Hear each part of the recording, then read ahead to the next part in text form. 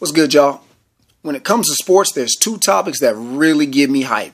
Number one is Terrell Owens. It's actually, on my bucket list to go on First Take and murder Skip Bayless in a debate about T.O. So if anybody out there can make that happen, must see TV.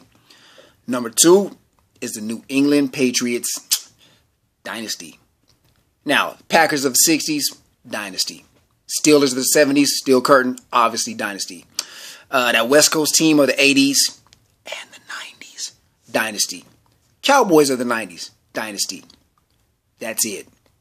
The Patriots of the 2000s, no, not a dynasty.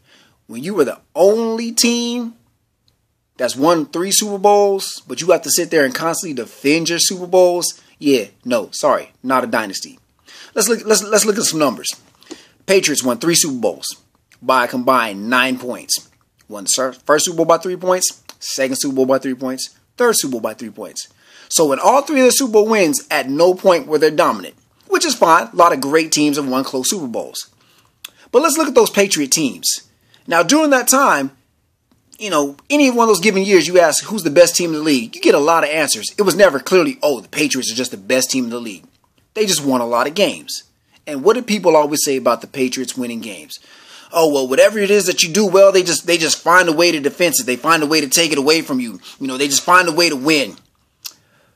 Preparation. They were one of the best prepared teams in the league over that span.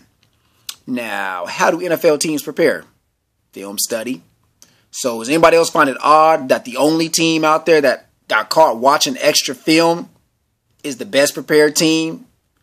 Anybody find it odd that since they stopped watching extra film, they're 0-2 with Super Bowls, and they lost to 2 giant teams, which definitely the 08 team was inferior. And then the second team, that Patriot team was probably better than that giant team. But it's funny. Y'all are cheating. Y'all squeak out 3 Super Bowl wins. Y'all stop cheating, and you can't win anything. Haven't been back to a Super Bowl. You've been back to 2, haven't won anything. Before you're cheating, 0-2. While you're cheating, 3-0. After cheating, 0-2. Now, I'm not saying that they should have to give the rings back or we should change history books and give the titles to the Rams, the Panthers, and the Eagles.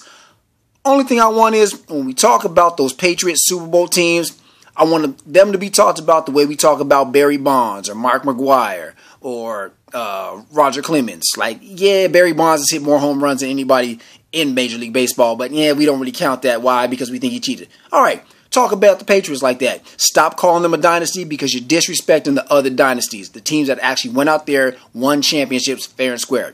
I'm tired of seeing Teddy Bruschi on ESPN. You got ESPN full of Hall of Famers, Super Bowl.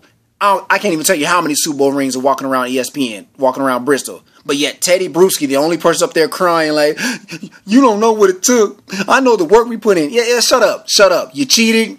You got Super Bowl rings. You stop cheating. You ain't win a damn thing. You're not a dynasty. Stop calling them a dynasty. Empire. I'm just saying.